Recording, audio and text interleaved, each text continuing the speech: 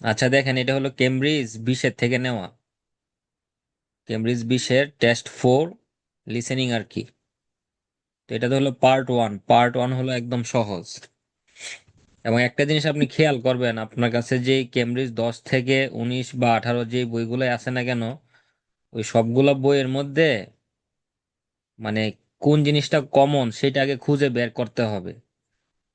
Common জিনিসটা আপনি দেখবেন যে 1 নাম্বার পার্ট এবং 4 নাম্বার পার্ট, মানে 1 থেকে 10 এবং এই যে 31 থেকে 40 এই পর্যন্ত, হুম।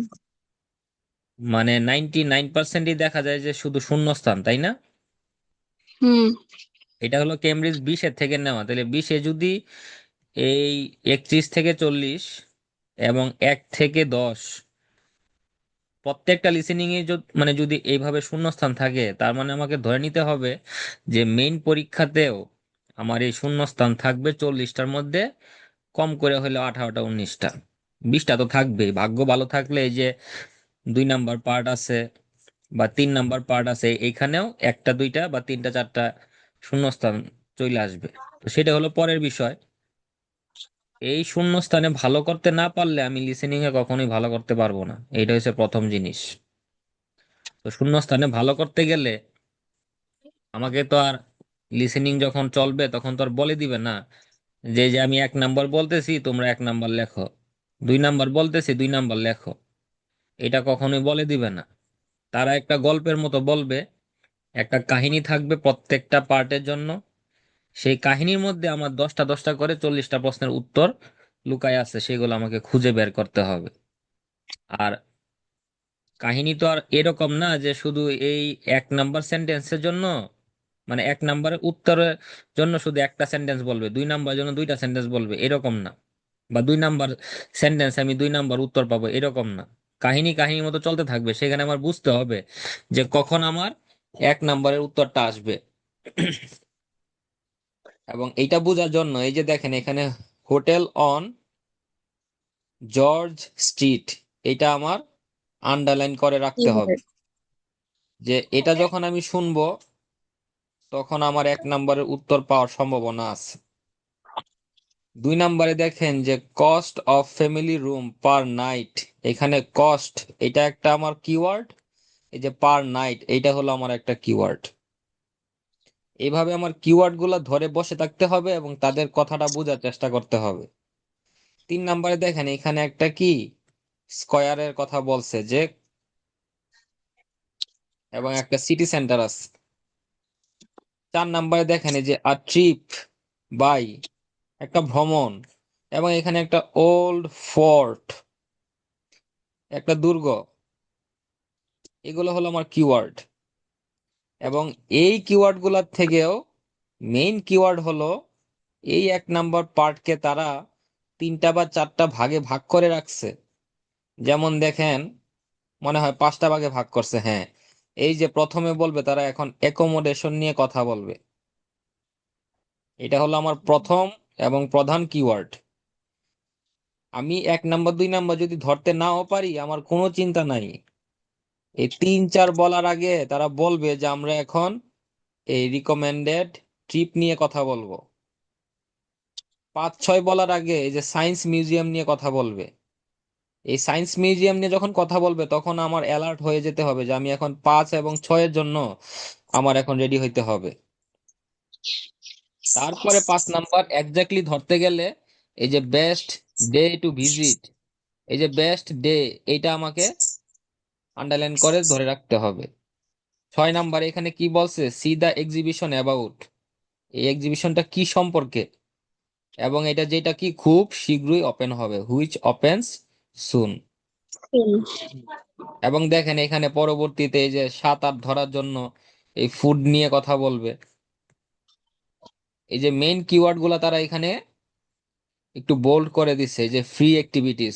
10 নাম্বারের উত্তর আসবে অনেক পরে। আগে বলবে যে ফ্রি অ্যাক্টিভিটিস কি কি আছে। 3টা জিনিস আছে। একটা হলো কি ব্লেক অয়েল গার্ডেন্স, এই গার্ডেনের মধ্যে কি কি হবে। এই যে রুটস মিউজিক ফেস্টিভ্যাল, এটা হলো একটা। আরেকটা হলো কি ক্লাইম্ব টেলিগ্রাফ টেলিগ্রাফ।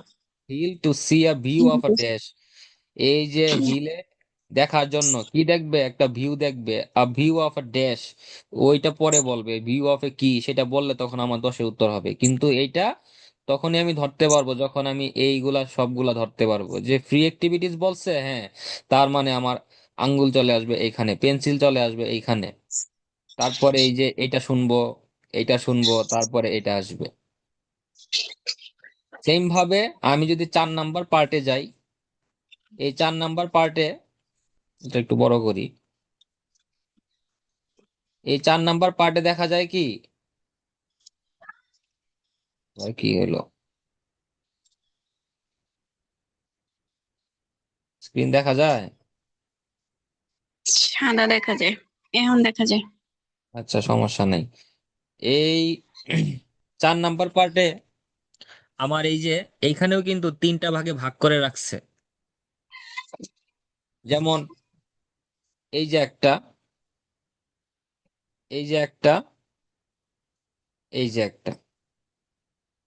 তা আমি যদি কোনো কারণে 31, 32, 33 ধরতে নাও পারি, আমার বাকিগুলো যেন মিস না হয়, সেটার জন্য আমার এই আন্ডারলাইনটা ভালো করে শুনতে হবে। এই 37 থেকে 38 ধরতে গেলে বা 40 ধরতে গেলে আমাকে এইটা ধরতে হবে, যে protecting chickens from birds of prey. এখানে number of birds, importance of birds, local communities, এটা যখন বলবে তারপরের থেকে আমার 31, 32, 33 আসবে। অনেক সময় মেইন এই 31 বলার আগে তারা 3-4 লাইন এমনিতেই বলে, কারণ যে কোনো একটা কাহিনী সাজাইতে গেলে তো তাদের কিছু না কিছু তো বলতেই হবে, তাই না? হুম।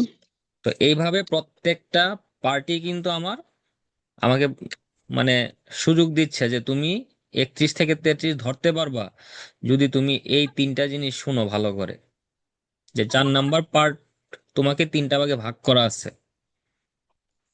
পরে তো অবশ্যই আমার এই 31 ধরতে গেলে 31-এর আগে পরে যে শূন্যস্থানগুলা, শূন্যস্থানে আগে পরে যা থাকবে সেটা আমার খেয়াল করতে মাথায় হবে। রাখতে হবে।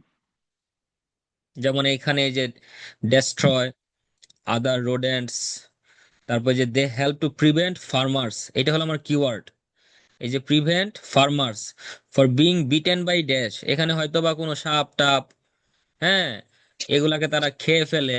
তাহলে হইতে পারে যে এটার উত্তর হবে কি, যে সাপ হবে। দেখি তো এখানে উত্তর দেওয়া আছে কিনা, বা পয়জন এরকম কিছু, এই যে স্নেক্স। স্নেক। হ্যাঁ, তো এটা কিন্তু আমি আগে দেখি নাই, আমি আন্দাজে বলছি যে 32, যেহেতু এখানে পাখি আছে, তাহলে এই যে কৃষকদেরকে তারা কি করবে, রক্ষা করবে। হুম। বিং বিটেন, তাহলে কামড়ায় কারা, তাহলে হয়তো বা সাপ। ইঁদুর বা সাপ, এরকম কিছু। কিন্তু এটা আমাকে আন্দাজে দিয়ে দিলে হবে না, আমার এটা শুনে শুনে বুঝতে হবে। এবং এই যে 33 ধরার জন্য আমার এই লাইনটাও সুন্দর করে পড়তে হবে, যে they have been an important part of the local culture for many years. এই যে লোকাল কালচার যখন বলবে, তার মানে কি, এই যে উপরের লাইনটা বলছে, এখন আমার এই 33 নাম্বারের উত্তরের লাইনে আসবে, যে they now support the economy by encouraging dash in the area. এই যে ইকোনমিতে সাপোর্ট করে, এইগুলো হলো আমার কিওয়ার্ড। হুম। এইভাবে আমার এই পার্ট 4 এবং পার্ট 1, এইখানে যে 20টা ফিল ইন দ্য গ্যাপস থাকবে, বা কপাল খারাপ হইলেও আমার এখানে 15টা থাকবে, 16টা থাকবে। এইখানে সবগুলা শূন্যস্থান ভালো করে পারার জন্য এই ধাপগুলো অনুসরণ করতে হবে। এই যে এখানে বলে দিছে একোমোডেশন, একোমোডেশন না বলে এই ট্রিপের কথা বলবে না, বা এখানে ঝাঁপ মেরে এই মিউজিয়ামে চলে আসবে না। আচ্ছা ঠিক আছে, আমি 3-4 ধরতে পারি নাই, চিন্তা নাই। যখনই মিউজিয়াম বলবে, তার মানে আমার 5 এবং 6-এর উত্তর এর পরে বলবে। আচ্ছা, 1 থেকে 6 হয় নাই, চিন্তা নাই, আমি এখন ফুড নিয়ে আসি। ফুড যখন বলবে তখন 7 এবং 8। এখানে হুম। একটা মার্কেটের কথা বলতেছে, ক্ল্যাকটন মার্কেট। এই যে এইগুলো হলো আমার কিওয়ার্ড। আর এই লিসেনিং এ ভালো করতে গেলে যেটা হচ্ছে প্রথম শর্ত, সেই শর্ত হলো যে আমার কেমব্রিজের প্রত্যেকটা বইয়ের পিছনে অডিও স্ক্রিপ্ট গুলা দেওয়া আছে। এটার মধ্যে হয়তো নাই। হ্যাঁ, তো প্রত্যেকটা বইয়ের পিছনেই আমার অডিও স্ক্রিপ্ট গুলা দেওয়া আছে, সেই অডিও স্ক্রিপ্ট গুলা ধরে ধরে পড়তে হবে। যে আমি আগে কোয়েশ্চেন না দেখে, কারণ তাদের কথাটা বোঝার জন্য অডিও স্ক্রিপ্টটা আমি শুনবো, আমি মানে লিসেনিং শুনতে থাকবো, আর অডিও স্ক্রিপ্ট পেন্সিল ধরে ধরে লাইন বাই লাইন যে কোন ওয়ার্ডের উচ্চারণ তারা কিভাবে করতেছে, কোন সেন্টেন্সটা তারা কত ফাস্ট বলতেছে, দুইজন যখন একসাথে কথা বলতেছে তখন তাদের স্পিড কেমন থাকতেছে, এটা বোঝার জন্য আমার অডিও স্ক্রিপ্ট কেমব্রিজ বইয়ের একদম শেষের দিকে, প্রত্যেকটা বইয়ের শেষের দিকেই 4টা লিসেনিং এর অডিও স্ক্রিপ্ট দেওয়া আছে, সেই প্রত্যেকটা অডিও স্ক্রিপ্ট ভালোভাবে শুনতে হবে। বুঝাইতে পারছি? হুম। হুম কি ইয়েস অর নো? ইয়েস। এই হলো আর কি মানে লিসেনিং এর পার্ট ওয়ান, পার্ট টু, না four. Four, not only for part one and part four but also for all the parts. এই পার্ট থ্রি পার্ট ফোরেও আমাকে সেম ওয়েতে আগাইতে হবে। আমার কিন্তু এখানে, কোশ্চেনটা হ্যাঁ, অন্যরকম। কোয়েশ্চন কোয়েশ্চন টাইপ ডিফারেন্ট হোক, কিন্তু তারা আমাকে সবকিছুই বলবে।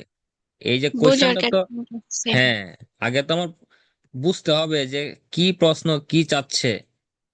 যেমন which hmm. Two things does the speaker say, speaker কোন দুইটা জিনিস বলবে। এখন আমি যদি এখান থেকে ডি আর ই সিলেক্ট করি যে দুইটা স্পিকারে বলেই নাই, তাহলে কি হবে? না। বা স্পিকারে বলতেছে কিন্তু স্পিকার সেখানে নেগেটিভ ওয়ার্ড দিয়ে বলতেছে যে এই দুইটা জিনিস করা যাবে না, তার মানে কি সে এটা সাপোর্ট করতেছে? না। না। তাহলে সেইটা আমার মাথায় রাখতে হবে। এই এমসিকিউ এর মধ্যে একটা সমস্যা হয় যে তারা সবগুলা উত্তরই বলে দেয়, মানে সবগুলা অপশনই বলে, এ থেকে ই সবগুলাই বলবে, কিন্তু আমাকে প্রশ্ন যা চাচ্ছে সেটা বুঝতে হবে। যেমন এখানে যে 13-14, which two features of the stadium tour are new this year, এই যে এইটাই হলো আমার মেইন কিওয়ার্ড, আর নিউ। এখানে এই কোনগুলো যে নতুন? VIP tour, 360 camera experience, audio guide, dressing room tour, tours in other languages, সবগুলাই বললো, কিন্তু আমাকে ধরতে হবে যে কোন দুইটা জিনিস নতুন অ্যাড হয়েছে, সেটা হবে আমার উত্তর। হুম। বুঝাইতে পারছি? ইয়েস। সো প্রথমত এই যে লেখা দেখা যায়, হ্যাঁ, দেখা যায়। এই লিসেনিং এ ভালো করতে গেলে, পডকাস্ট শুনতে হবে। এই লিসেনিং এ ভালো করতে গেলে আমার পডকাস্ট তো পরের বিষয়, অডিও স্ক্রিপ্ট শুনতে হবে। হুম। অডিও স্ক্রিপ্ট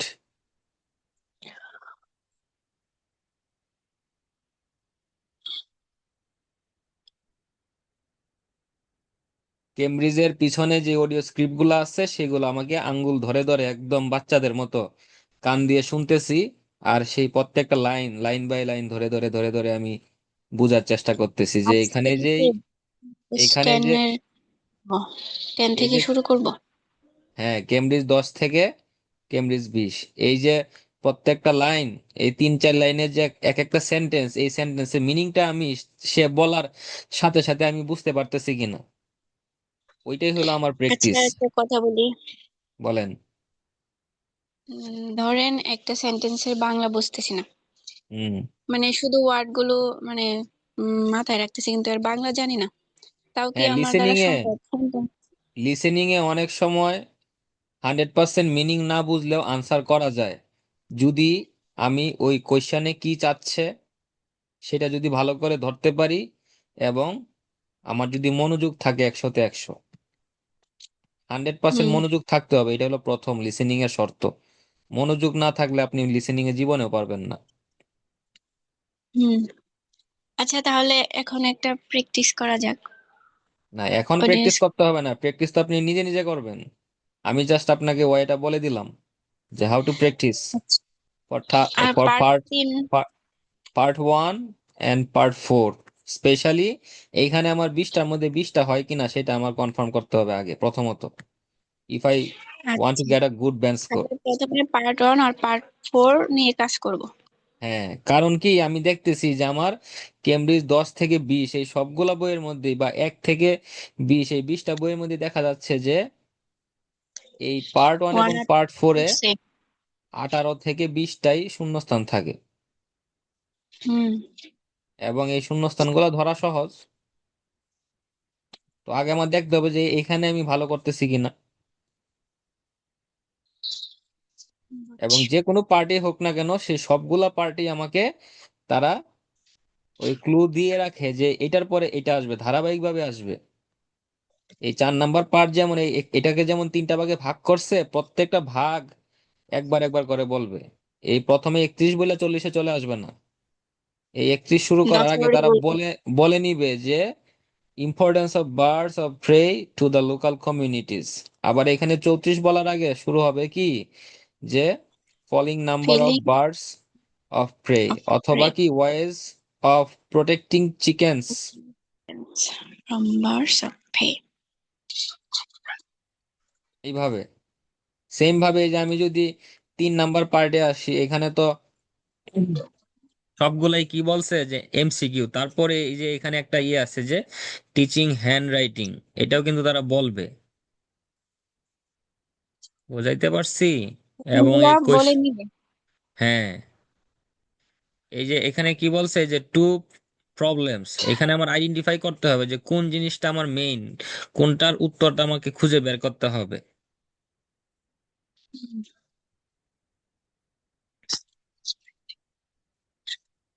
এই তো এইগুলাই, মানে লিসেনিং এ ভালো করতে গেলে মনোযোগী হইতে হবে, এবং এখানে গ্রামাটিক্যাল রুলসের থেকে শুনি শুনি মনোযোগ এবং বেশি দরকার। ওই যে টেকনিক গুলো আর কি ধরতে হবে, মানে বুঝতে হবে যে এই যে এটার পরে এটা আসবে, এটার পরে এটা আসবে, কিওয়ার্ড গুলা বুঝতে হবে। ধরেন এখানে বললো যে এক্সিবিশনও বললো, আমার এই অফেন্স বল। কিন্তু বললো কি যে যেটা কি গত মাসে খুলছে, একটা গত মাসে খুলছে আর একটা হলো কি সামনে মাসে খুলবে। হুম। তখনই তো আমি আটকা পড়ে গেলাম। আমার হ্যাঁ। এখানেও মনোযোগী হইতে হবে যে হ্যাঁ, এখানে যদি দুইটা বলে যে এক্সিবিশন অ্যাবাউট আর্ট বললো যেটা সামনের মাসে খুলবে বা ভেরি সুন খুলবে, আর একটা বললো হুম। যে এক্সিবিশন অ্যাবাউট কি বলা যায়, যে গার্ডেন দিলাম, যদিও এটা যায় না, যে গার্ডেনটা কি এই গত সপ্তাহে খুলছে। তো এই যে অ্যাবাউট এক্সিবিশন বলে, মানে কি? মানে হ্যাঁ, অতীত। এক্সিবিশন মানে কি অতীত? না না না না, এক্সিবিশন মানে হলো প্রদর্শনী। ও। ও না, বুঝছি। আমি বলতেছি যে এইখানে যেটা বলছে যে সুন, সুন মানে কি শীঘ্রই না, শীঘ্রই। হুম। যেটা যেটা শীঘ্রই খুলবে। এখন এই 6 নাম্বারের উত্তরে দুইটা জিনিস বললো, যে একটা গত সপ্তাহে খুলছে আর একটা আগামী সপ্তাহে খুলবে। তাই যে দুইটা জিনিস বললো যে দুইটা বিষয় নিয়ে এক্সিবিশন হচ্ছে বা হবে, হুম। তো সেটা আমার মাথায় রাখতে হবে এগুলা। বুঝছি। মানে আবার যেমন এই যে 5 নাম্বারে বলছে কি যে বেস্ট ডে টু ভিজিট, বললো কি আপনি সোমবারে ভ্রমণ করতে পারবেন, মঙ্গলবারে ভ্রমণ করতে পারবেন, বুধবারে ভ্রমণ করতে পারবেন। এখন এইখানে যে ডে, ডে শুনে আমি ভালো দিন এইখানে লিখে কোনটা? দিলাম যে ফ্রাইডে, তাই তো আর হবে না। না, আ- সে 7টা দিনের বেশি কথাই হতে বললো, হবে। কিন্তু 7টা দিন মানে বলার পরে শেষে গিয়ে বললো যে Monday is the best day. তাহলে আমার উত্তর কি হবে? মানডে হবে। মানডে। মানডে। তাহলে এই যে মনোযোগটাই হলো আসল। না, এটা তো মানে আমেরিকান আর ব্রিটিশরা যেমনি উচ্চারণ করে এটাতে তো সমস্যা হয়। না না, ওইটা কোনো ম্যাটার না, ওইটা হলো ওই যে শুনতে হবে, শুনতে শুনতে আপনি পারবেন। ও আচ্ছা। শুনতে হবে প্রতিদিন আমি আপনি। আজকে থেকে বলবো। প্রথমে আধা ঘন্টা শুনবেন অডিও স্ক্রিপ্ট ধরে ধরে, যে সে কি বলতেছে। আমার এখানে সব লেখা আছে, তো আমি লেখাটা দেখে দেখে পড়ি, বা লেখাটা শুধু দেখে দেখে মিলায় মিলায় যাই, সে বলতেছে আমি এটা সেটা শুনতেছি, তার কথাটা ভালো করে বুঝতেছি, কোন ওয়ার্ডের উচ্চারণ সে কিভাবে করতেছে, এবং ওইটার মিনিংটা আমি সাথে সাথে বুঝতে পারতেছি কিনা। তারপরে আমি আসব এই প্রবলেম সলভ করতে, লিসেনিং টেস্ট দেওয়ার জন্য। এইভাবে আগাইলে ভালো স্কোর আসবে। 1 নাম্বার আর 4 নাম্বার পার্টে যেহেতু শূন্যস্থান থাকে, এইখানে আমার শূন্যস্থানগুলো যেন সবগুলা ভালোভাবে হয়। কারেক্ট হয়। যেমন এই যে 5 নাম্বারে আনসার বলতেছে কি টুইসডে। এখন সে যদি বলে যে শনিবারেও যেতে পারেন, মঙ্গলবারেও যেতে পারেন, but Tuesday is the best day. Best day to visit, তখন ওইটা শুনে আমার তাহলে লিখতে হবে। টুইসডে হবে।